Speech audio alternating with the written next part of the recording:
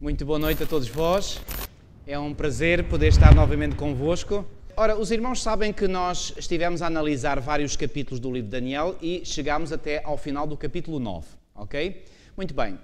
Ao chegarmos ao final do capítulo 9, nós já cobrimos, portanto, as grandes profecias cronológicas deste livro de Daniel. Lembram-se que na primeira sessão que nós tivemos, por acaso já tive a oportunidade de ver, já está online, e também a segunda. Pois bem, eu fiz aí uma apresentação da vista geral, portanto, do livro de Daniel. E eu agora gostaria de poder rever só, portanto, é uma revisão que nós iremos fazer, mais curta agora do que aquela que eu fiz no início, e é só para assentar um bocadinho as ideias. Portanto, eu apresentei a visão geral, portanto, de Daniel, das principais profecias, portanto, do livro de Daniel, que inclui também profecias cronológicas, não é só profecias cronológicas, mas também.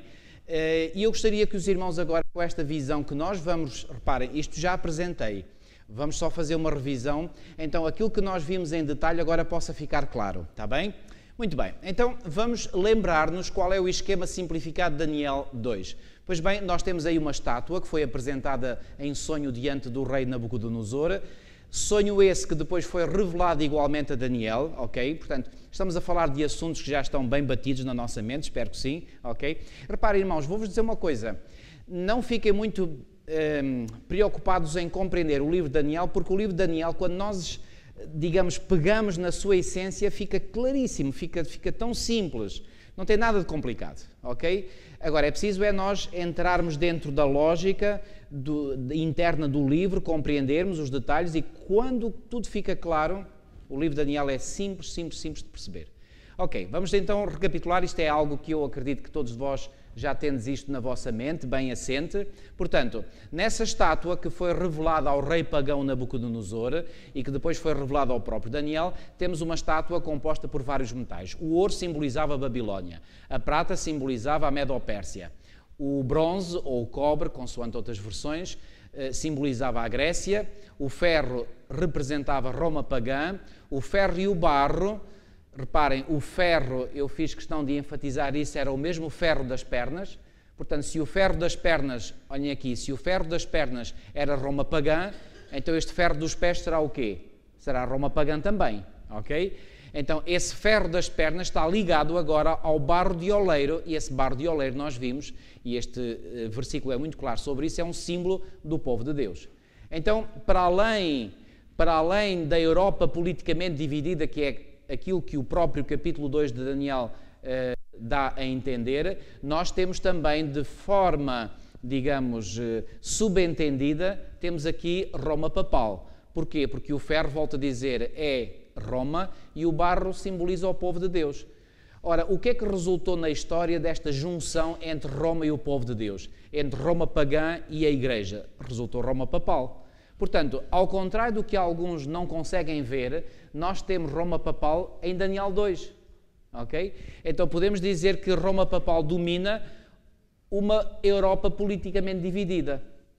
Depois nós iremos, por comparação com Daniel 7, ver que esta interpretação é perfeitamente validada, ok? Mas não se esqueçam, portanto, que isto pode ser entendido desta forma igualmente. E reparem, historicamente, isto foi verdade sim ou não?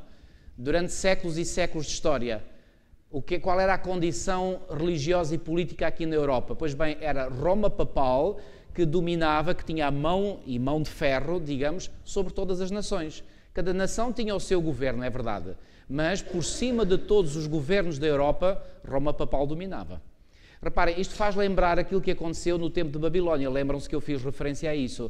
Havia o poder de Babilónia, não deixou de haver várias nações, só que Babilónia tinha um poder absoluto sobre todas as nações. Os babilónios não destituíram os reis das nações que conquistavam. Eles estavam lá. Desde que não se opusessem a Babilónia, Roma veio a fazer o mesmo. Aliás, os outros impérios fizeram o mesmo. Portanto, desde que ninguém pusesse em causa a soberania total da superpotência, podiam estar lá à vontade. Reparem, de certo modo, nós temos uma situação muito semelhante a esta nos dias de hoje, por exemplo, neste contexto da União Europeia. Reparem, todas as nações que estão neste grupo dos 27 agora, eram 28 agora com o Brexit, com a saída do Reino Unido, portanto ficaram 27 nações. Reparem, há uma perda de identidade de cada uma das nações. Portanto, há um governo, por assim dizer, que está por cima de todas as nações e todas têm que se submeter a esse governo. Portanto, era o que se passava aqui no tempo de que Roma Papal dominava. Depois a pedra, todos nós sabemos, portanto, representa Cristo e particularmente representa a segunda vinda de Cristo, porque a pedra vem a voar no espaço, ou seja, representa Cristo a vir no espaço até esta terra, ok? Portanto, isto aqui, creio que é o básico, é o elementar. Quem não souber isto, então aí é que está muito mal. Todos nós sabemos isto, ok? Muito bem. Agora, vamos ver um outro esquema simplificado de Daniel 7. Vimos também que aí a sequência era a mesma de Daniel 2, portanto temos Babilónia, temos a Medo-Pérsia, temos a Grécia, temos Roma pagã, temos Roma papal. Depois o que é que surge depois de Roma papal? Depois de Roma papal dominar durante um período de um tempo, 2 tempos e metade de um tempo, ou seja, de ter dominado durante um período de 1260 anos. Pois bem, acontece algo muito interessante que Daniel 2 não falava, que é o julgamento no céu. Estão recordados disso? Ok? E finalmente o reino de Deus é estabelecido. Então, comparando Daniel 7 com Daniel 2, o que é que há aqui de novo? É isto que está amarelo. O resto está lá tudo. Então, Daniel 7 repete a mesma sequência de Daniel 2, mas acrescentando algo que Daniel 2 estava silencioso. E alguns poderão perguntar, mas porquê que em Daniel 2 isso não foi referido? Não se esqueçam que o sonho foi revelado a um rei pagão, ao passo que Daniel 7, este sonho de Daniel 7 foi revelado ao próprio profeta Daniel. E, portanto, interessava dar a conhecer a Daniel, que era um servo de Deus, o que é que Deus iria fazer em favor do seu povo. Lembram-se que eu enfatizei, eu sei que às vezes sou muito chato, muito repetitivo, porque repito muitas vezes as coisas, mas aquilo que eu considero essencial eu repito, porque eu sei que a repetição tem um efeito pedagógico. Lembram-se de eu ter dito vez após vez que o julgamento, este julgamento aqui, é em favor de quem? Dos santos do Altíssimo. Isto interessava a Daniel, que era um desses santos do Altíssimo? Claro que sim. Então Deus vai revelar a Daniel o julgamento, ok? Muito bem. Agora, vamos ver aqui a sequência de acontecimentos em Daniel 2 e Daniel 7. Então reparem aqui o paralelismo. Babilónia, Babilónia, Medo-Pérsia, Medo-Pérsia, Grécia, Grécia, Roma pagã, Roma pagã, Roma papal, Roma papal. Depois aqui o estabelecimento do reino de Deus em Daniel 2 e aqui também o estabelecimento do reino de Deus em Daniel 7, com a diferença de que, lá está, portanto esta é uma outra forma de vos colocar em perspectiva os capítulos 2 e 7 de Daniel. Vejam, reparem que a única diferença de Daniel 7, que é aqui esta sequência, para Daniel 2, que é esta sequência, é que Daniel 7 fala-nos de um julgamento que Daniel 2, portanto, estava silencioso. Está claro na vossa mente? Há uma dúvida? Está claríssimo, não está? E importa que estes aspectos fiquem, portanto, claros na vossa mente, ok? Muito bem. Agora vamos a Daniel 8. Em Daniel 8 temos um carneiro, seguido de um bode, depois aparece um chifre pequeno e depois aparece aquela visão da tarde e da manhã, que nós sabemos que tem a ver com o santuário, porque o próprio texto de Daniel 8,14 diz até 2300 tardes e manhãs e o santuário será purificado. Okay? Este é o esquema de Daniel 8. O que é que representam isto? Vimos também o carneiro, está lá escrito no versículo 20 do capítulo 8, representa o reino da Medo-Pérsia, o bode representa o reino da Grécia, o chifre pequeno, lembram-se de eu ter referido que representa quer Roma pagã, quer Roma papal, porque a Roma pagã está referida na fase em que o chifre se expande horizontalmente e depois há um momento em que esse chifre se expande verticalmente, ou seja, tenta atacar a Deus e as coisas de Deus. Ora, isso aí não é um reino civil, não é um reino meramente político que faz isso, já é um reino com características religiosas. Então passamos da fase da Roma pagã à fase da Roma papal, ok? E temos, portanto, depois a explicação, ou melhor, a indicação de que a visão da tarde e da manhã é verdadeira. Mas não foi explicado no capítulo 8 o que é que era, só vai vir depois no capítulo 9. Muito bem, agora comparando Daniel 7 e 8. Fizemos uma comparação entre Daniel 7 e Daniel 2, agora entre Daniel 8 e Daniel 7. Só estou a fazer uma revisão, já apresentei isto, mas é só para agora as ideias ficarem um bocadinho mais assentes na vossa mente. Então, repetindo, Daniel 7 apresenta-nos esta sequência: Babilónia, Medo-Pérsia, Grécia, Roma pagã, Roma papal, julgamento no céu e o estabelecimento do reino de Deus. E agora, por favor, muita atenção a este pormenor muito interessante, que isto é que é, digamos, o busilis da questão de todo o livro de Daniel. Olhem aqui. Babilónia não é mencionada em Daniel 8, eu apresentei-vos as razões porque tal certamente não aconteceu. Depois a Medo-Pérsia é referida, a Grécia também, a Roma pagã e a Roma papal é referida, e depois é referida à purificação do santuário. E agora repare, o que é o busilis da questão? Olhem para aqui, basta olhar. Olhem aqui, Babilónia tem a correspondência com, nada aqui porque não é falado, embora se estivesse ainda no tempo de Babilónia, mas havia boas razões para não falar já de Babilónia. Depois, Medo-Pérsia tem a contrapartida com a Medo-Pérsia, a Grécia tem a contrapartida com a Grécia, a Roma pagã com a Roma pagã, a Roma papal com a Roma papal. Aqui não fala do estabelecimento do Rei de Deus, mas pressupõe-se que, após a purificação do santuário, seja estabelecido o Reino de Deus, pelo paralelismo literário. E agora eu faço a pergunta, o que é que acham que é a purificação do santuário em relação a isto? É a mesma coisa. É a mesma coisa. Exatamente a mesmíssima coisa. Só que dito por outras palavras. Então reparem, o julgamento no céu leva à purificação do santuário. Ou, se quiserem dizer de outra maneira, ou ao contrário, a purificação do santuário traduz-se num julgamento. É isso. Portanto, quando se compara a estrutura literária de Daniel 7 com a estrutura literária de Daniel 8, fica claríssimo como água, está aqui. Parem, que a purificação do santuário é o julgamento no céu. Ok? Isto é claro como água. Agora, nós vimos também, aqui está um aspecto muito interessante, que é o seguinte. Em Daniel 2 nós temos a apresentação de um sonho profético e depois é dada uma explicação completa, até deveria ter sublinhado ali, completa, do sonho. Ok? Não ficou nada por explicar em Daniel 2. Porquê? Porque Daniel vai à presença do rei Nabucodonosor e explica o sonho que ele teve tintim por tintim. Nabucodonosor fica satisfeito, ele quer dar presentes a Daniel, ele no meio, portanto, ficou tudo esclarecido. Em Daniel 7 também é dada uma visão profética ao próprio profeta Daniel, mas é dada uma explicação também completa da visão. Não ficou nada por explicar. Já em Daniel 8 não. Em Daniel 8, como se recordam, foi dada uma visão profética, mas depois é dada uma explicação parcial da visão. O carneiro, o bode e o chifre pequeno foram explicados, mas não a visão da tarde e da manhã, recordam-se? E Daniel, ele fica, reparem, como é que termina o capítulo 8 de Daniel? Eu, Daniel, não entendi, não havia quem entendesse a visão. Mas qual visão? Havia a visão global, que era a Hazon, e havia a visão parcial da tarde e da manhã, que era a maré. E aquilo que Daniel diz é, eu não entendia a maré. Ele não podia dizer de outra maneira, porquê? Porque lhe foi explicado claramente o que era o carneiro, o anjo disse, o carneiro são os reis da Média e da Pérsia, versículo 20. O bode é o rei da Grécia. O chifre também lhe deu explicações. O primeiro chifre, depois os 4 chifres que seguiam, depois o chifre pequeno, tudo isso foi explicado. Portanto, não era legítimo Daniel dizer que não entendia essa parte. Agora, o que não foi explicado, obviamente que era isso que Daniel não entendia. O que é que não foi explicado a Daniel? A visão da tarde e da manhã. Venham lá recordar comigo o texto. Venham ver Daniel capítulo 8. Ok? Vamos só recapitular. Daniel capítulo 8.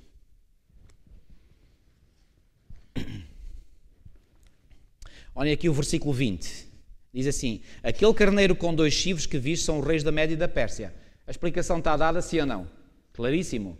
Versículo 21. Mas o bode peludo é o rei da Grécia. O chifre grande entre os olhos é o primeiro rei. Quem foi este primeiro rei? Alexandre Magno. Aliás, eu gosto de aqui usar mais a linguagem de forma mais aperfeiçoada tecnicamente. Porquê? Porque reis em profecia nunca são indivíduos. Logo, dizer que o primeiro rei é Alexandre não é, do ponto de vista técnico, correto. Aquilo que é correto dizer é que o primeiro rei é o reino de Alexandre, ou seja, o reino sobre o qual Alexandre era o monarca. Assim como a cabeça de ouro, conforme Daniel explicou a Nabucodonosor, era o reino de Babilónia, do qual Nabucodonosor, para o qual Daniel estava a falar, era o monarca. Estão a entender? Porque em profecia, em linguagem profética, a palavra reis não se aplica a indivíduos, mas sim a reinos. Ok? Está claro este aspecto? Depois, reparem, no versículo 22 diz, o ter sido quebrado, levantando-se 4 em lugar dele, significa que 4, olhem aqui, 4 quê? Reinos. Reinos.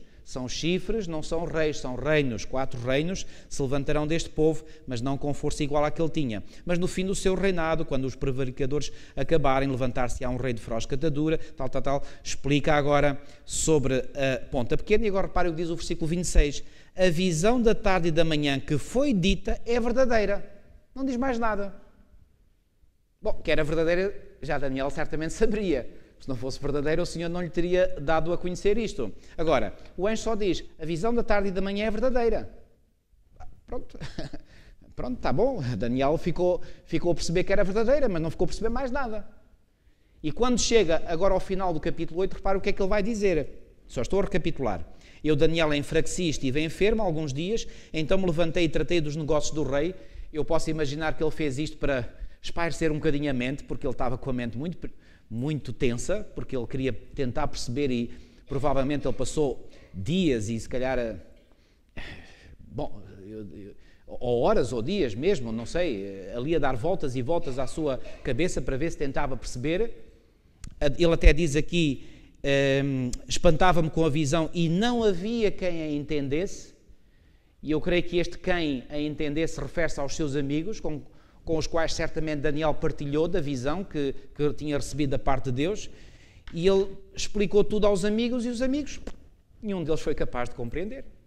Então ele diz, não havia quem entendesse, mas não havia quem entendesse o quê? Olhem aqui, é que o termo que é usado aqui, portanto, espantava-me com a visão, é maré, e a maré só diz respeito à visão da tarde e da manhã, porque quando diz, por exemplo, no versículo 26, a visão da tarde e da manhã é a maré.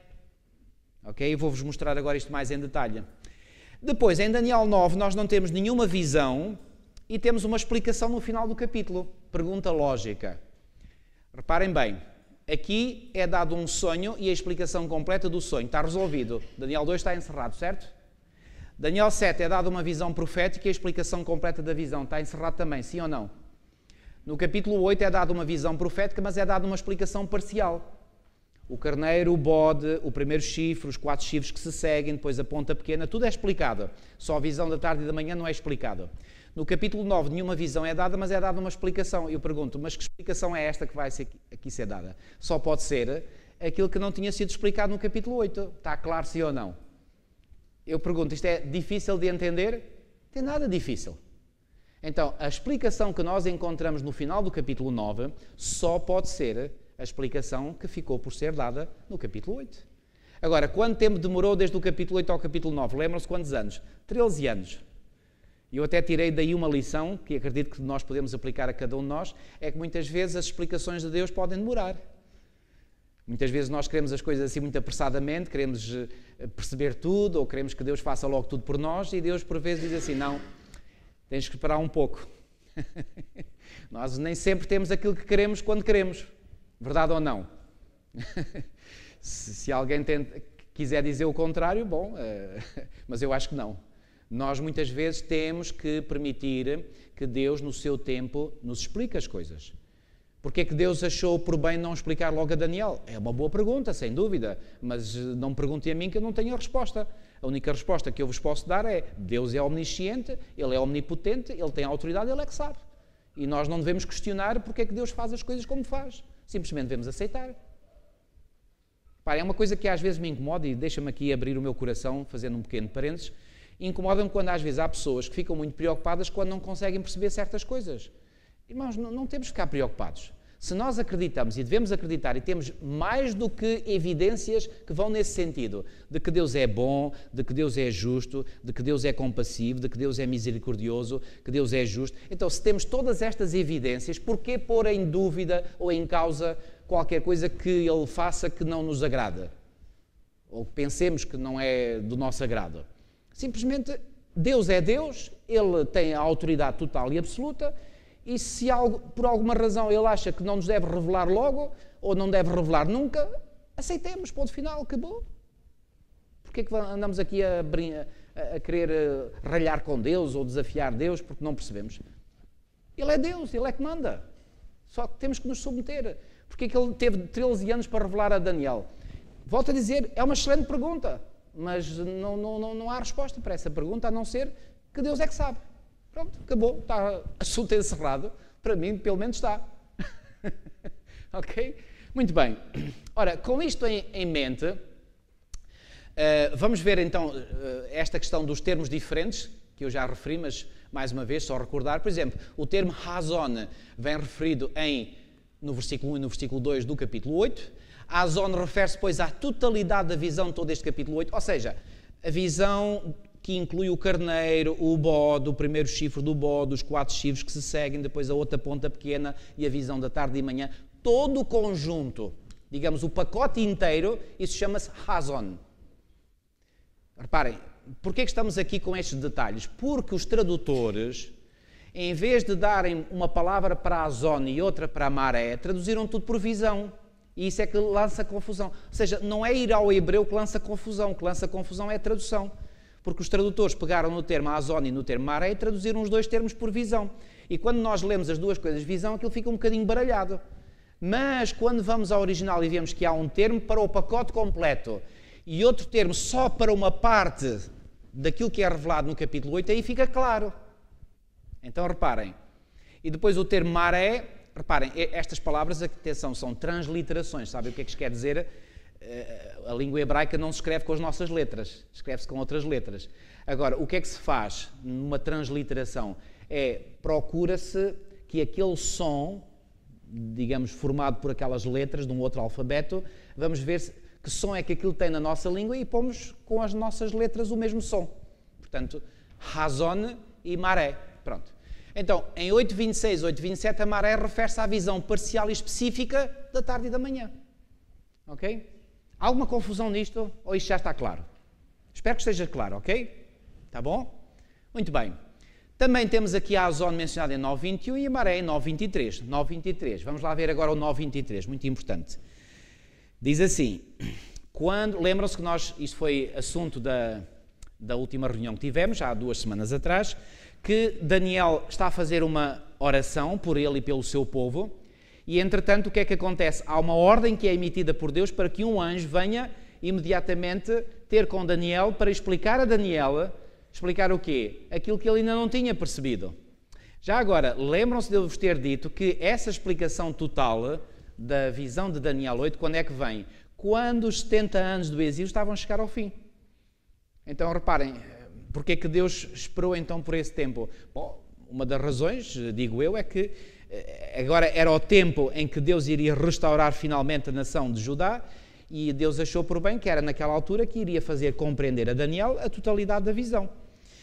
E então, agora reparem o que lá diz no versículo 23, no princípio das tuas súplicas, isto é o anjo Gabriel a dizer a Daniel, saiu a ordem e eu vim para tu declarar porque és muito amado, considera pois a coisa e entende a visão. Entende a visão. Qual visão? A Hazon? Não, a Maré. E é o termo que lá está. 9.23, Maré. O que é que o anjo vem explicar então a Daniel? Vem explicar a Maré. O resto já estava explicado. E agora, reparem, isto vem no final do versículo 23, o termo Maré. Quando agora, no versículo 24, nós começamos a ler 70 semanas estão determinadas sobre o teu povo, e aqui o anjo começa a dar a conhecer a Daniel uma outra profecia, que é conhecida como a profecia das 70 semanas, o que é que nós imediatamente e pela lógica devemos concluir? Que a profecia das 70 semanas é que é a chave para se compreender a visão da tarde e da manhã. Está claro isto sim ou não? Irmãos, isto parece-me tão simples, isto é matéria de escola primária. Isto é escola primária, ok? Isto é simples. Eu volto a repetir. Quando o anjo vem dizer a Daniel, diz assim, olha Daniel, eu recebi uma ordem, supostamente de Deus, para te vir agora dar uma explicação. E ele diz, eu venho-te explicar a Maré, que era exatamente aquilo que Daniel ainda não tinha percebido. E agora apresenta uma profecia, uma nova profecia. Para bom entendedor, está claro, esta profecia é que vai ajudar a desvendar o mistério da visão da tarde e da manhã que Daniel ainda não percebia. E já agora, nem Daniel, que era um grande profeta e um homem muito amado, conseguiu por ele próprio descobrir as coisas. Sabem que outra lição é que isto nos ensina? Nós por nós mesmos não chegamos lá. Só podemos lá chegar com a iluminação que o Espírito Santo e os anjos de Deus trazem à nossa mente. Daniel não chegou lá sozinho. Ele conseguiu compreender o sonho que Nabucodonosor teve sem auxílio divino? Não. Aliás, quando ele se apresenta diante do rei, ele o faz com toda a humildade a dizer: olha, rei, aquilo que tu pediste aos magos, nenhum homem é capaz de lá chegar. Nem eu. Mas há um Deus no céu que conhece os mistérios e ele me revelou a mim. E agora eu venho-te revelar a ti. Daniel é humilde para dizer: não, eu não sou mais importante que todos os outros homens. Eu só venho dizer-te o que é que tu sonhaste e o que é que esse sonho significa, porque Deus me revelou. Caso Deus não me revelasse, eu não percebia nada. Como não percebia. Assim como esta visão da tarde e da manhã, Daniel não chegaria à compreensão se Deus não lhe tivesse revelado. Está claro este ponto, irmãos? Sim ou não? Só podemos compreender as coisas da revelação se o Espírito Santo iluminar a nossa mente. Caso contrário, é impossível lá chegar. Compreendem agora porque é que o apóstolo Paulo, por exemplo, em 1 Coríntios 2,14 diz que o homem natural não entende as coisas do Espírito de Deus, nem pode entendê-las porque elas se discernem espiritualmente. É impossível lá chegar. Eu vou-vos dizer uma coisa, irmãos, eu acho que já disse isto, mas desculpem-me a repetição. Foi de uma ajuda preciosíssima no meu ministério ter entendido este aspecto. Porque eu às vezes massacrava-me a mim mesmo quando via que algumas pessoas não percebiam. E eu andava ali a batalhar e a apresentar mais um argumento e mais outro, e depois as pessoas encontravam sempre uma forma de escapar, não sei o que, e eu ficava atormentado, até que um dia, que alívio que isso me deu. Não vale a pena. É como eu tentar falar muito bem para um chinês, ele não vai perceber nada do que eu digo, é igual. Ou ele falar para mim, é igual. Portanto, saibam isto, entre pessoas espirituais e pessoas não espirituais, não se fala a mesma língua. Porque a pessoa espiritual entende as coisas. E porquê que entende as coisas espirituais? Porque tem o Espírito Santo a ajudá-la. Ao passo que a pessoa não espiritual não tem o Espírito Santo a ajudá-la. Logo, esta não pode entender. Irmãos, venham ver o texto. Eu quero que este texto... Se vocês não o têm sublinhado nas vossas Bíblias, sublinhem-no. Ok? 1 Coríntios 2,14. 1 Coríntios 2,14. Este texto é obrigatório que vocês o fixem, o memorizem. 1 Coríntios 2,14. Claro como água, aqui o apóstolo Paulo, ao dizer isto. Ora, o homem natural, sabem qual é o termo que Paulo utiliza aqui para o homem natural? É o homem psíquico. Eu já expliquei isto, eu sei, desculpem-me a repetição. Eu sou muito chato, eu sei. Desculpem lá, mas alguns gostam que eu seja chato porque eu massacro e, portanto, fica lá as coisas bem metidas lá na mente. O termo que Paulo aqui utiliza é o homem natural, é o homem psíquicos. Ele vai buscar o termo psique. Sabe o que é que isto quer dizer? É o homem que funciona apenas com a sua mente. Ao passo que o homem, por exemplo, que vem referido no versículo a seguir, o versículo 15, porém o homem espiritual é o homem pneumaticos. E pneumaticos vem de pneuma quer dizer espírito. Então qual é a diferença entre o homem psíquicos e o homem pneumaticos? É muito simples. Um funciona só com a mente dele, o outro funciona com a mente dele sim também, mas tem a auxiliar a mente dele o Espírito Santo. Isso faz toda a diferença, amigos. Faz toda a diferença. E por isso é que não pode haver sintonia entre um e o outro, porque não estão no mesmo canal, não estão na mesma frequência, no mesmo comprimento de onda. Um fala uma linguagem, outro fala outra. E aquele que não tem o Espírito simplesmente não pode entender. Reparem, eu não li todo o versículo, vamos ler todo o versículo 14. Ora, o homem natural não aceita as coisas do Espírito de Deus porque lhe são loucura. E não pode entendê-las. É isso que lá está escrito nas vossas Bíblias, sim ou não? Irmãos, vejam isto com olhos de ver. Porque elas se discernem como? O que é que lá diz? Se discernem espiritualmente. Portanto, não precisam de andar, desculpem eu enfatizar este aspecto, não precisam de andar às cabeçadas com aquelas pessoas que não têm discernimento espiritual porque elas simplesmente não entendem. Não vale a pena. Isto para mim, vou-vos dizer, isto foi de uma ajuda enorme. Por isso é que o Senhor Jesus, quando enviou os 70 dois em dois, ele disse, quando forem a uma aldeia e lá pregarem a palavra de Deus e não vos receberem, façam as malas e vão-se embora. Acabou. Mas nós devemos insistir, às vezes fez irmão, não, mas devemos insistir, mas insistir para quê? Estar a bater no ceguinho. Estar a tentar abrir a cabeça ao meio de alguém, não funciona simplesmente. E sabem, isto me tem ajudado muito porque, se por um lado eu não perco tempo com essas pessoas que eu noto que não têm nenhum discernimento espiritual, por outro lado, quando eu vejo alguém que entende coisas espirituais, nesta semana, eu tive contacto com um jovem que entrou em contacto connosco, das testemunhas, 4ª geração das testemunhas de Jeová. E eu nem queria acreditar que ele tivesse interesse em conhecer a nossa igreja e tive um encontro com ele. Aqui a Daniela e o Idílio foram comigo e este jovem veio ontem à nossa igreja de Canelas, esteve lá de manhã, assistiu aos batismos de tarde, tivemos ontem uma cerimónia batismal, tinha tido já um estudo bíblico com ele na quinta-feira. Ele pediu-me para eu lhe comunicar qual é a nossa visão sobre a divindade de Jesus, e eu sei que as testemunhas põem em causa a divindade de Jesus. Ele ficou maravilhado. Depois desse estudo bíblico, eu enviei ainda à noite um post que eu já tinha publicado no Facebook sobre a divindade de Jesus, e ele respondeu-me: concorda 100% com o que o pastor expôs. O que é que acham que eu sou obrigado a reconhecer? Que este jovem tem o Espírito de Deus a auxiliar, não pode ser de outra maneira. Qual é a pessoa aí das pessoas comuns que andam aí na rua que percebe um tema desta grandiosidade, desta profundidade, a divindade de Jesus?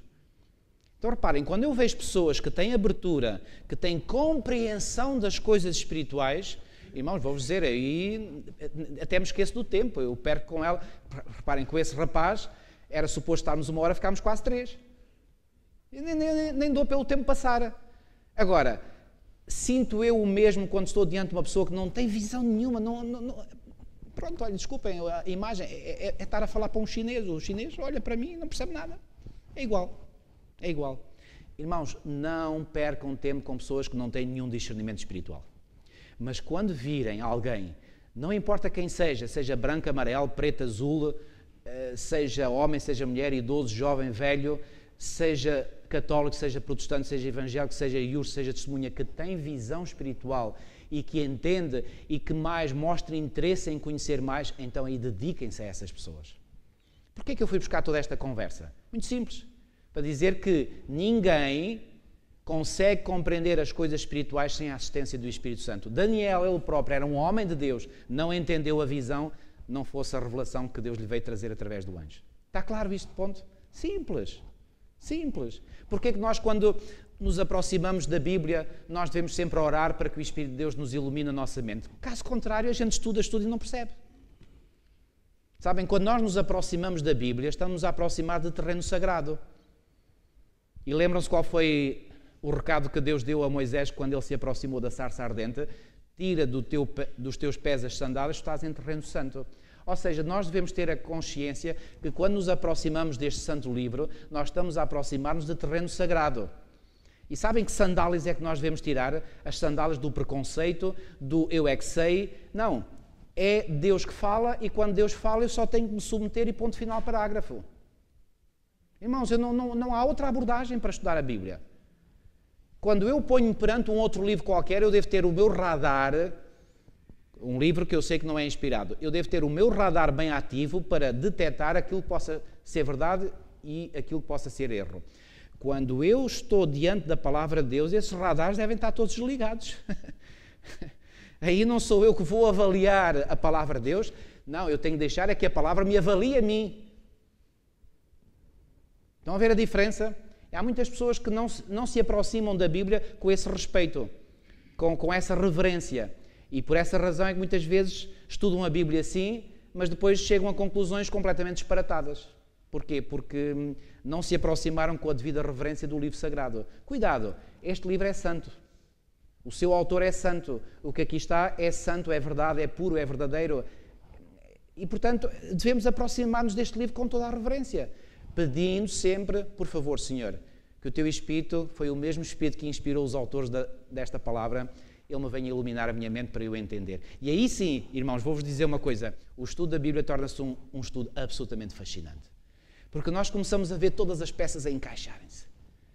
E mais uma vez, não vamos sentir-nos vaidosos, nós é que somos inteligentes, não.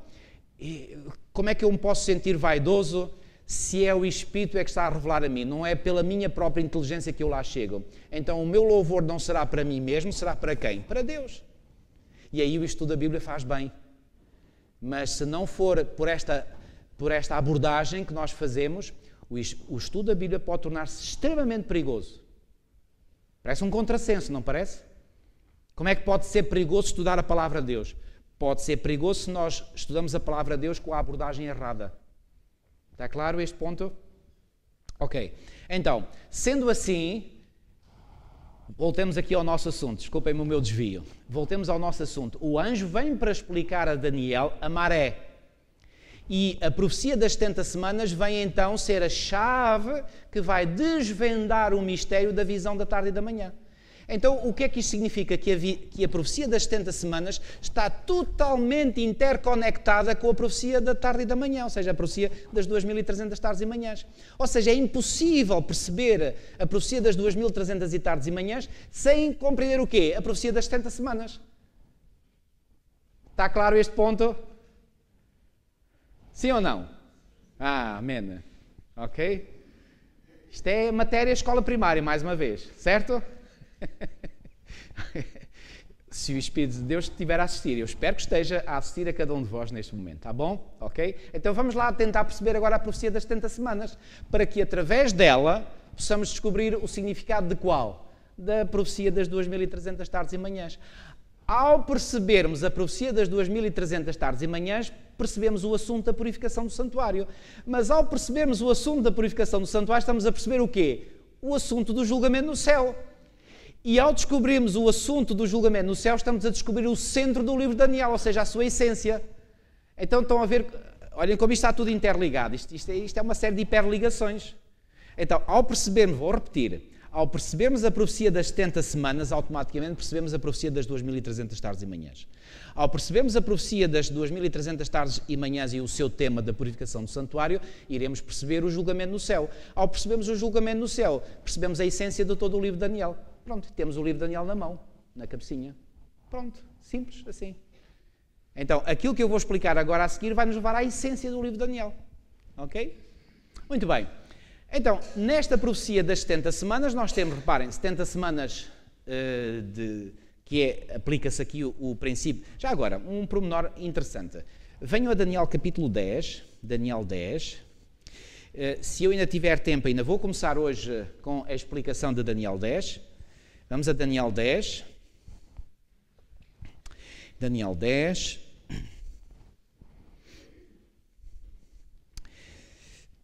E no versículo 2, temos aqui um texto muito interessante. E vocês irão perceber porquê. Diz assim: naqueles dias eu, Daniel, pranteei durante 3 semanas. E vocês leem isto e dizem assim: o que é que há de interessante nisto? É o facto de Daniel ter pranteado? Não, não é nada disso. É que, mais uma vez, cá está, é importante às vezes perceber um bocadinho a linguagem original, porque no texto hebraico, sabe o que é que lá está? Está uma coisa que aparentemente está a mais. E o tradutor pensou assim: porquê que eu hei de pôr isto que está a mais?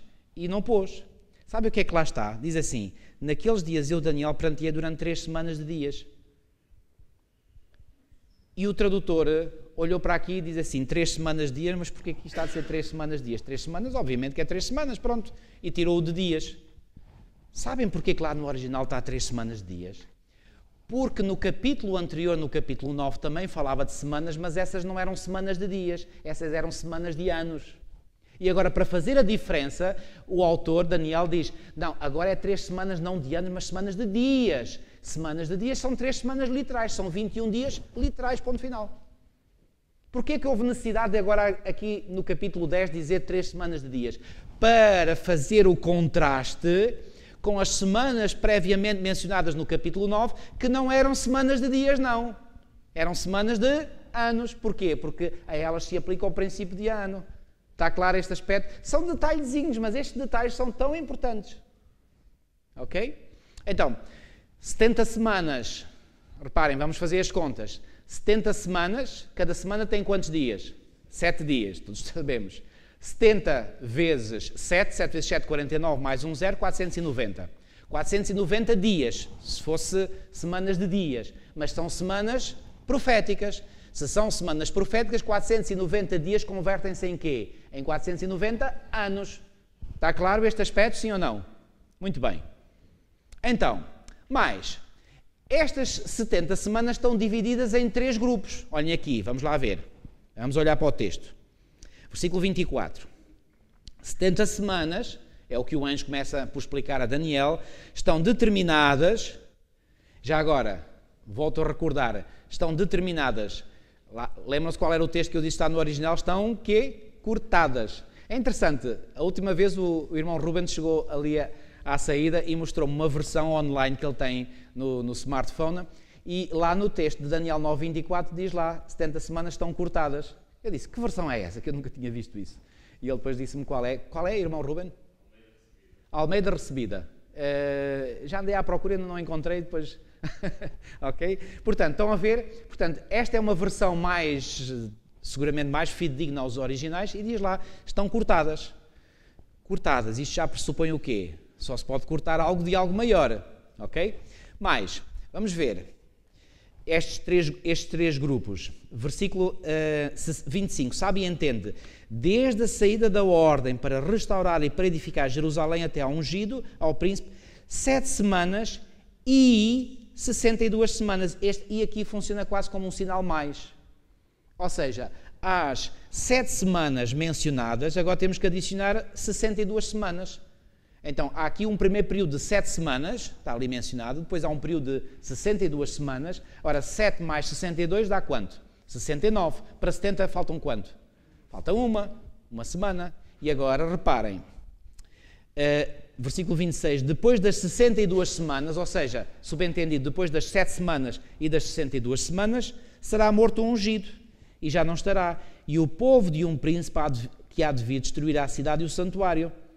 E agora reparem, versículo 27, ele fará firme aliança com muitos por uma semana. Era a que faltava. Então temos aqui a profecia das 70 semanas dividida em 3 partes, em 3 períodos. Um primeiro período de 7 anos, depois um segundo período de 62 semanas e, por último, um período de 1 semana. E estes 3 conjuntos adicionados dá 70 semanas. Muito bem.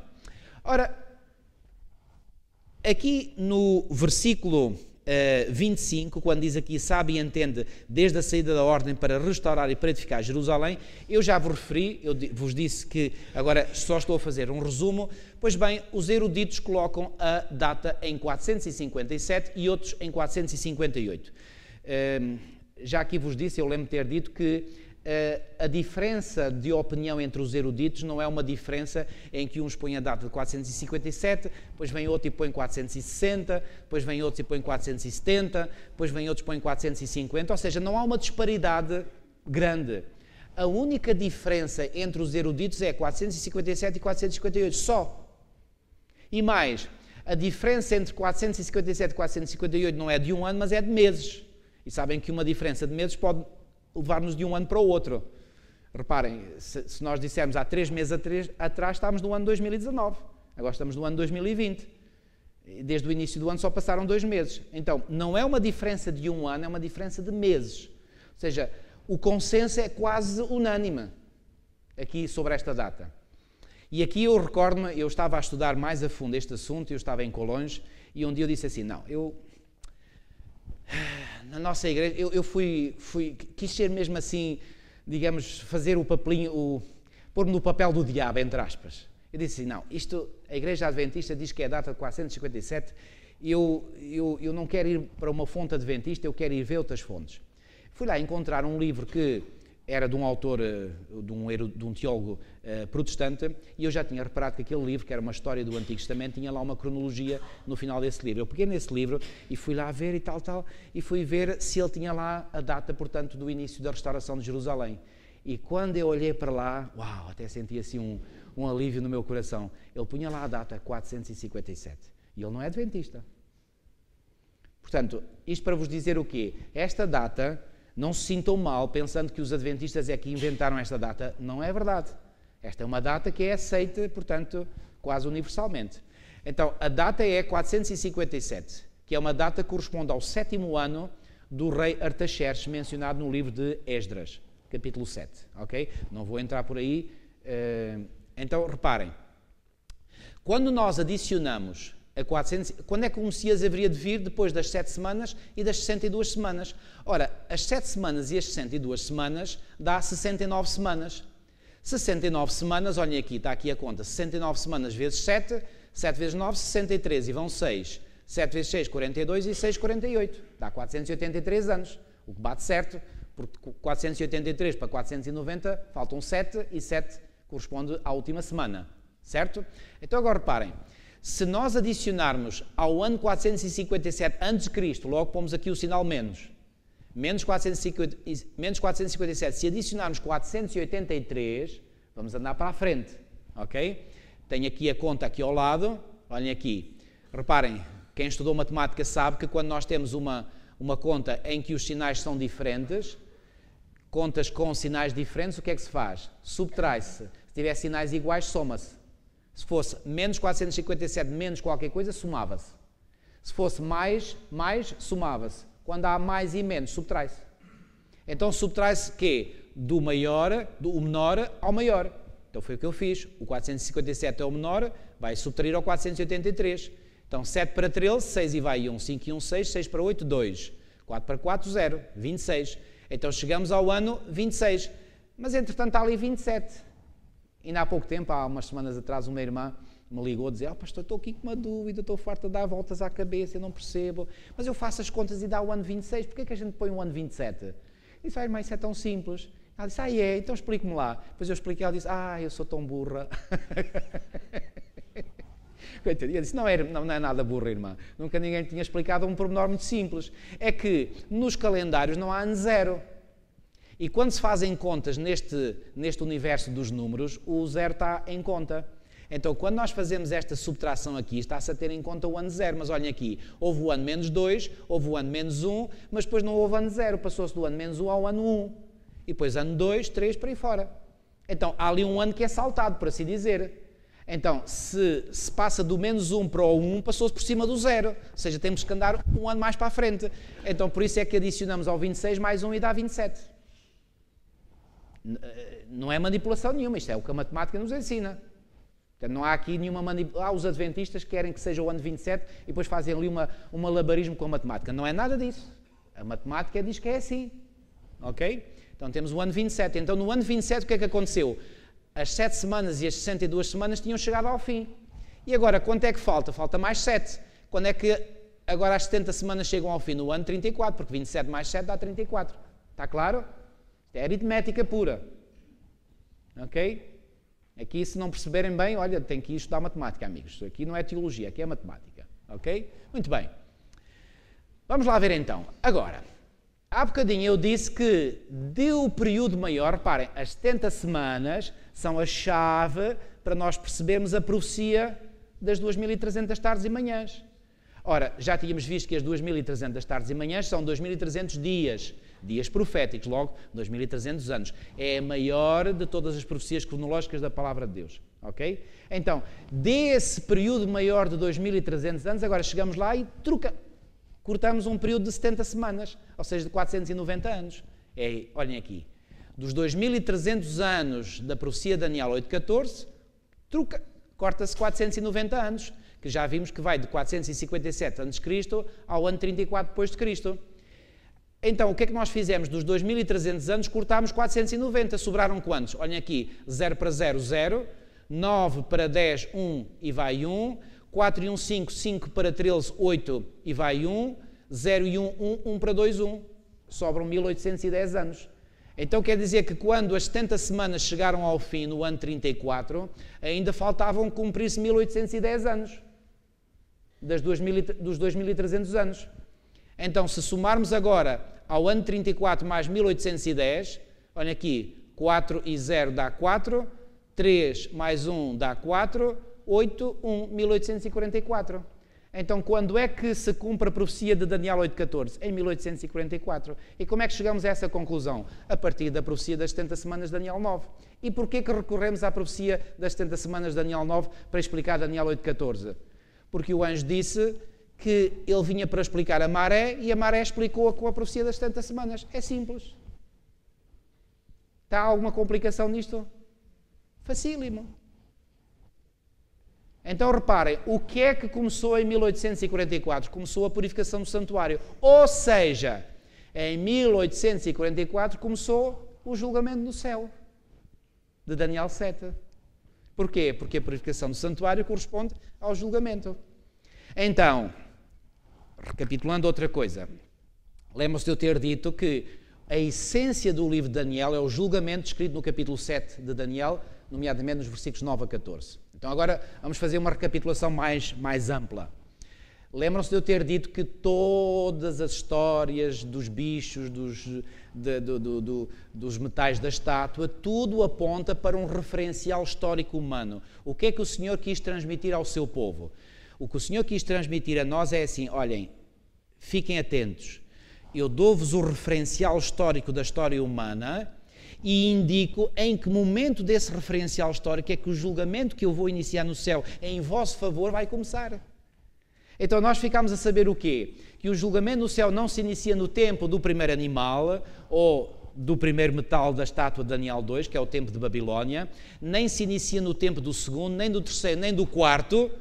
Inicia-se quando? Depois de ter passado um tempo, 2 tempos e metade de um tempo que nos levam até 1798, e lembram-se de eu ter dito que Daniel 7 nos ajuda pelo menos a chegar a uma conclusão, é que o julgamento no céu inicia-se algures após 1798. Mas só ficamos a saber isso. Ou seja, sabemos que para trás de 1798 as hipóteses já estão todas cortadas. É algures depois de 1798. E eu pergunto, 1844 é algures depois de 1798, sim ou não? Claro que é. Agora, como é que chegamos à data de 1844? Não é através de Daniel 7. Daniel 7 não nos permite chegar a essa conclusão. É através de Daniel 8, mas através de Daniel 8 explicado à luz de Daniel 9. Ok? Então, quando é que este julgamento no céu começou? Em 1844. Agora, de facto interessante, quando Deus começou o julgamento no céu em 1844, nesta terra, Ele iniciou o seu povo remanescente. Irmãos, isto para mim é tão lindo, tão lindo, tão lindo, tão atraente. Reparem, eu tenho todas as razões e mais algumas para ser um adventista do sétimo dia dos 7 costados, como se costuma a dizer. Porque a profecia não me dá outra alternativa. Eu gostei tanto ontem de ouvir um testemunho de uma irmã que foi batizada e ela dizia assim, eu perguntava assim, irmã, porquê que você tomou esta decisão? Eu gostei tanto de uma resposta que ela deu, pastor, eu compreendi que não tinha outra opção. E eu até comentei assim, bom, disse tudo. Sabe o que é que eu vos digo neste momento? Eu não tenho outra opção se não ser um adventista do sétimo dia. Não tenho. E vou-vos dizer, eu já pus todas as hipóteses na minha mente e cheguei a uma conclusão muito lógica, muito racional, muito terra a terra, dizer, não tem outra opção, ponto final, parágrafo. E quando eu olho para as profecias bíblicas, não tem outra opção. Eu estou, e dou graças a Deus por isso, eu estou numa igreja e num movimento que foi não suscitado por homens, foi suscitado por Deus num momento histórico preciso, e este movimento foi suscitado por Deus para dar cumprimento às profecias da palavra de Deus. Irmãos, quando nós compreendemos a profecia, é impossível deixar de ser adventista do sétimo dia. Impossível. Eu digo isto com toda a convicção, e venha quem vier, nem à lei da bala eu mudo de convicção. Isto é betão armado na minha mente. Isto é betão armado. Isto não há volta a dar. Já me tentaram dar a volta, venha quem vier. Apontem-me uma pistola e digo assim, ou mudas convicção, ou dá o tiro à vontade, mas eu não mudo convicção. Isto é betão armado. Isto é mais forte que betão armado. Não dá como dar a volta. Agora vou-vos apresentar aqui uma ideia que eu nunca vos apresentei. Em 1844 começou o julgamento no céu, ou seja, a purificação do santuário. E sabem uma coisa? Lembram-se de Jesus antes de ter subido ao céu? Ele disse que iria, mas deixaria connosco quem? Um outro Consolador. Quem é esse outro Consolador? O Espírito Santo. Lembram-se que o apóstolo Paulo diz que o nosso corpo é o quê? O templo, outras versões dizem o santuário do Espírito Santo. Agora, escutem bem o que eu vou dizer. Quando o Senhor Jesus, em 1844, iniciou o julgamento no céu, ou seja, a purificação do santuário, na mesma altura na terra, o Senhor começou a querer purificar o outro santuário que é o seu povo. Então, enquanto decorre no céu a purificação do santuário celestial, o que é que em contrapartida decorre nesta terra? A purificação do outro santuário. Quem é o outro santuário? É o povo de Deus. Agora, outra pergunta, atenção. Se vocês me souberem responder esta pergunta, vocês perceberam a essência do livro de Daniel. Quando o Senhor Jesus tiver terminado a purificação do santuário celestial, o que é que tem que estar terminado nesta terra? Exatamente, é isso mesmo. Uau!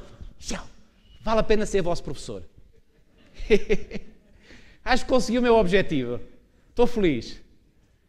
Irmãos, isto é a essência do livro de Daniel.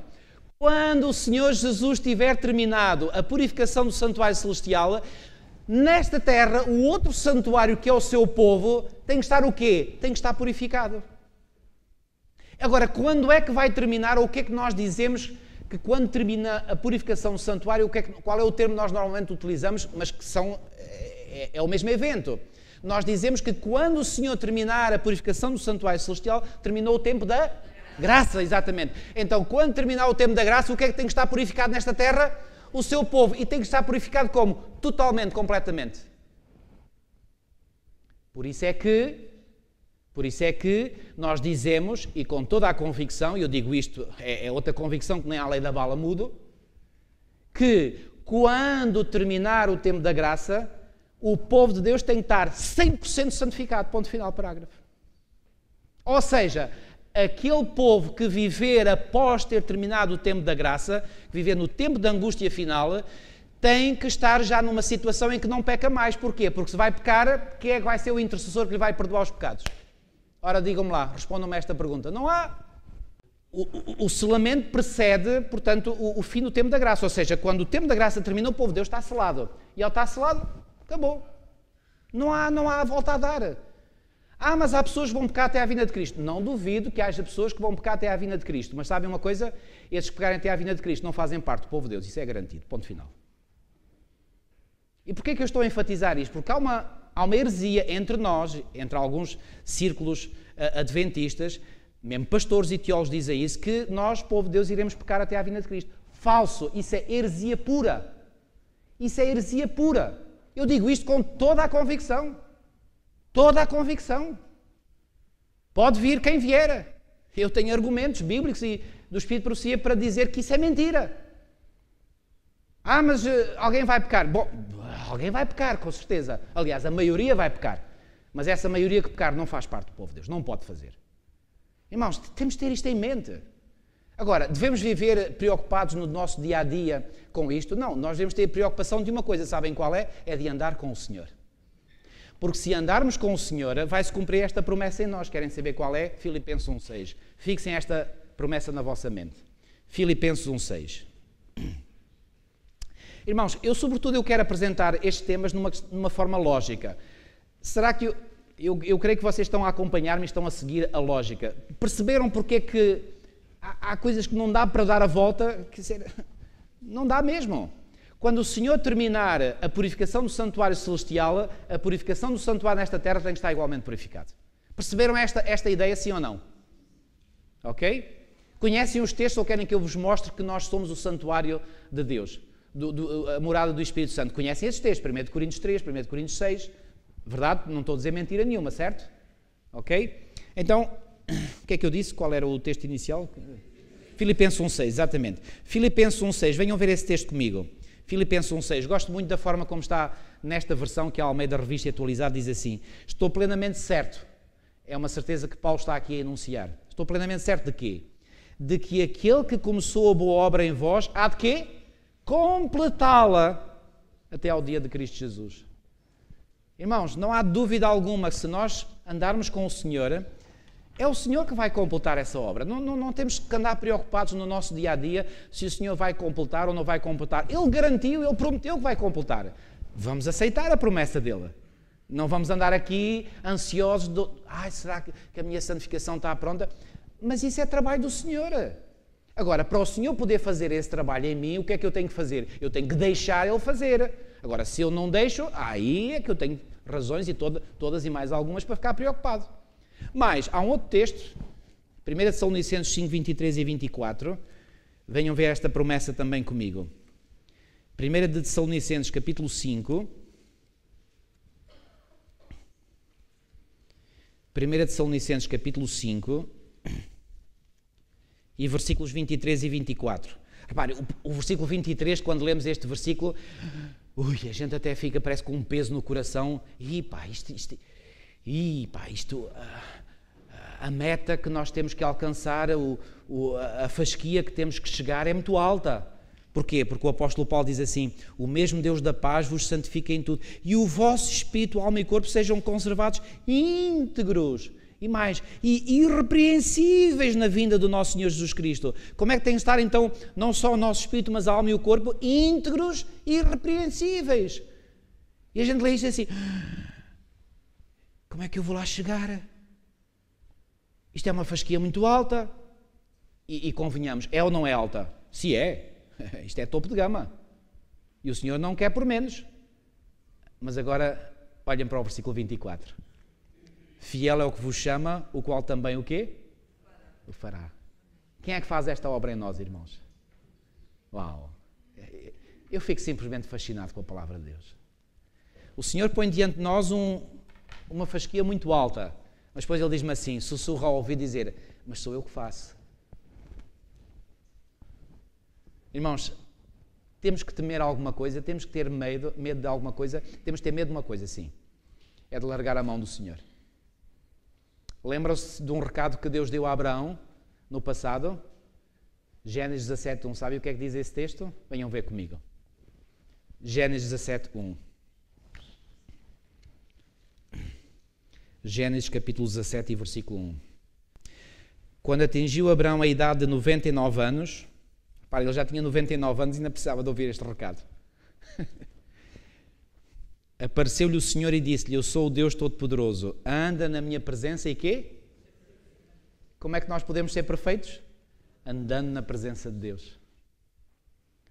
O Senhor recordou a Abraão com 99 anos. Há aqui alguém que tenha já 99 anos? Não há ninguém, para não. Porquê é que eu estou a dizer isto? Irmãos, não importa a idade avançada que já possam ter, não é tarde para andar na presença de Deus. Vocês dizem, pastor, mas Abraão viveu 175 anos. Bem, é verdade. Mas já não vamos pôr 99 anos, vamos pôr meia idade. Não importa a idade, o Senhor está a dizer a cada um de nós hoje o mesmo que disse a Abraão no passado. Anda na minha presença e ser perfeito. Ou seja, a perfeição resulta de quê? De andarmos na presença de Deus. Quando o Senhor faz a descrição de Noé, sabe o que é que ele fez? Vamos ver a Gênesis 6. E com isto eu vou terminar, porque a hora já chegou ao fim, já não vou entrar em Daniel 10. Claro, vamos começar a próxima semana. Mas venham ver ainda mais alguns textos comigo. Gênesis capítulo 6. Gênesis capítulo 6 e versículo 9. É um versículo tão pequenino.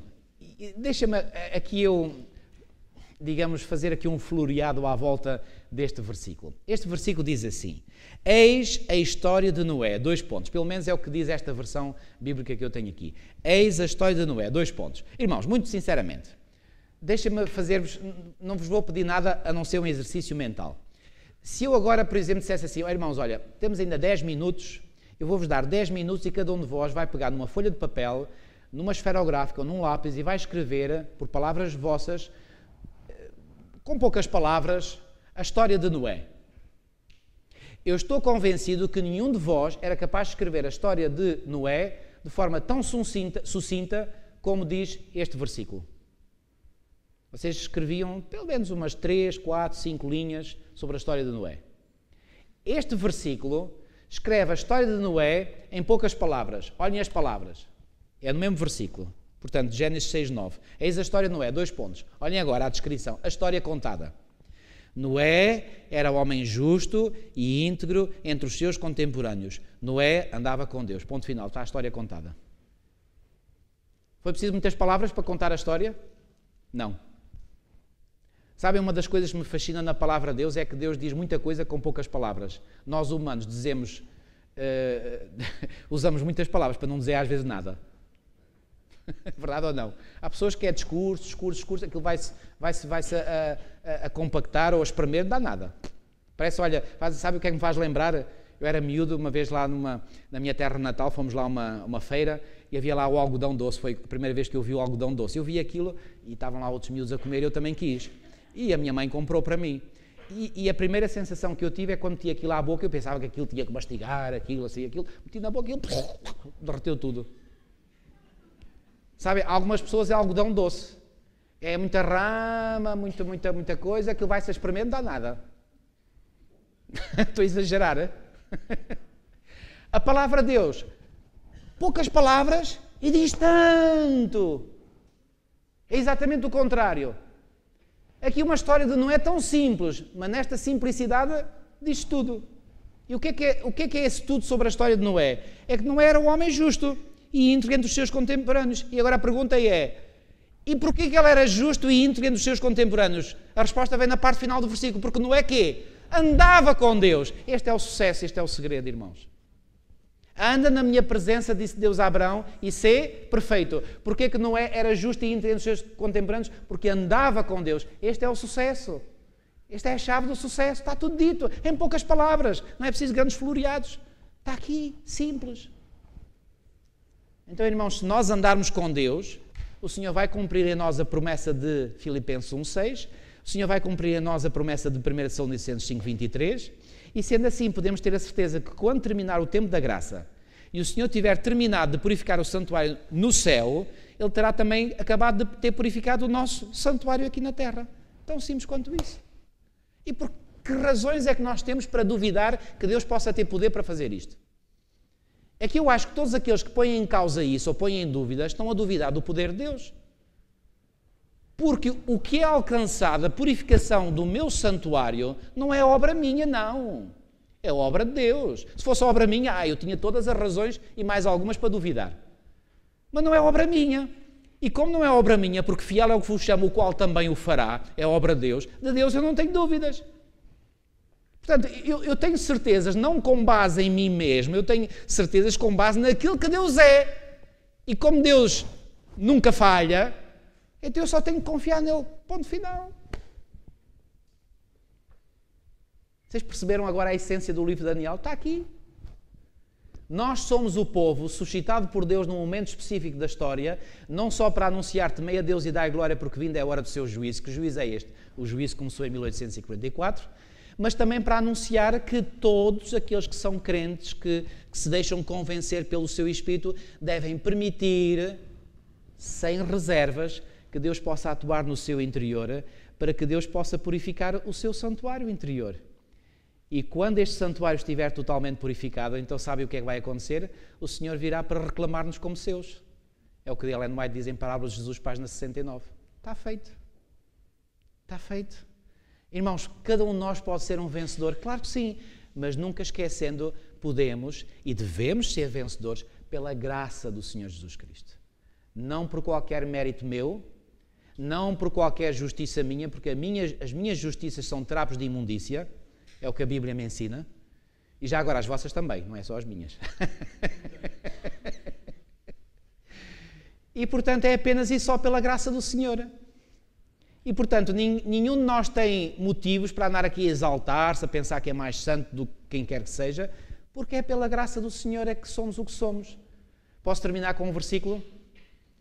É um versículo que eu aprecio muito também do apóstolo Paulo, 1 Coríntios 15:10. Eu com este versículo vou terminar. 1 Coríntios 15:10.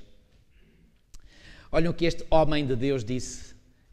Olhem, mais uma vez, em poucas palavras, ele disse tanta coisa. Olhem aqui, 1 Coríntios 15:10. 1 Coríntios 15:10. Mas pela graça de Deus sou o que sou. Então Paulo tinha consciência de que aquilo que era por ele próprio ou era pela graça de Deus? Pela graça de Deus sou o que sou. É uma graça, irmãos. A justificação que Deus nos dá é uma graça. A santificação que nós recebemos dele é uma graça. E se é uma graça de Deus, onde é que está o lugar para a vaidade, para o orgulho? Zero. Zero. Não há. Simplesmente não há. Pela graça de Deus sou o que sou. E a sua graça que me foi concedida, isto é muito importante, aqui dependia de Paulo, não se tornou vã. E porquê que não se tornou vã na vida de Paulo? Porque Paulo agarrou-se à graça. Não deixou fugir a graça. É como se alguém me quer dar um presente e eu ignoro o presente. Nesse caso o presente não é meu. Mas se me dão um presente e eu agarro o presente e faço esse presente meu, aí o presente é meu. Então o Senhor põe a graça à disposição. Se alguém não quiser agarrar essa graça nunca vai ser dele. Mas se eu me agarro com unhas e dentes, como eu gosto de dizer, com uma sanguessuga a essa graça, então essa graça é minha. E aí eu posso dizer, como Paulo disse, eu sou o que sou pela graça de Deus. E essa graça não se tornou vã. Antes trabalhei muito mais do que todos eles, todavia não eu, mas a graça de Deus comigo. Irmãos, fica claro que no meio de tudo isto nós vimos que nenhum de nós se pode orgulhar de fazer alguma coisa, porque nada. Aquilo que somos, aquilo que podemos fazer, é uma graça que nós recebemos de Deus. E é pela graça que sois salvos mediante a fé. E isto não vem de vós, disse o apóstolo Paulo em Efésios 2, 8 e 9, é dom de Deus. E é essa graça que nos habilitará para que quando chegue o fim do tempo da graça, o nosso santuário possa estar totalmente purificado. Eu acredito nisso, de todo o meu coração. E desejo isso não apenas para mim, mas para cada um de vós igualmente. Vamos orar. Nosso querido e amado Pai que estás nos céus, muitíssimo obrigado, Senhor, porque mais uma vez, Senhor, Tu nos presenteaste com um banquete vindo da Tua Palavra e nós estamos muito, muito gratos por isso, Senhor. Obrigado porque a Tua Palavra não dá margem para erro, não dá margem para nós duvidarmos. A Tua Palavra é absolutamente coerente, é clara, é convincente, é profunda, é simples. Mas, ó Senhor, dá-nos o discernimento que só o Teu Espírito Santo nos pode dar. Ó Senhor, Tu disseste que Tu estás mais disposto a dar o Espírito Santo àqueles que Tu pedirem do que os pais estão a dar boas dádivas aos seus filhos. Senhor, ajuda-nos dia a dia a pedirmos mais e mais do Teu Espírito. Que esse Espírito, Senhor, nos santifique mais e mais e que nós possamos, Senhor, permitir que Tu operes em nós o querer e o efetuar segundo não a nossa vontade, mas a Tua santa vontade. E, Senhor, que possamos ficar tranquilos, calmos no nosso coração. Aliás, Tu disseste que nós devemos esperar a Tua vinda com a Tua paz no nosso coração. Deixo-vos a paz, a minha paz vos dou, não vos la dou como o mundo a dá, não se turbe o vosso coração nem se atemorize. Ó Senhor, ajuda-nos a não andarmos atemorizados, a andarmos tranquilos, calmos, alegres, felizes, satisfeitos, porque nós sabemos que andamos contigo e se andamos contigo, nós seremos perfeitos. E se formos perfeitos ao andarmos contigo, Tu irás completar a obra que um dia iniciaste em nós. E por isso, Senhor, não temos nada a temer. Obrigado pela certeza que pode ser nossa, deve ser nossa, de que quando terminares de purificar o santuário nos céus, Tu terás igualmente um povo purificado sobre esta terra. E que cada um de nós, Senhor, possa fazer parte desse povo. Tudo isto nós te pedimos e pela fé te agradecemos, em nome de Jesus. Amém.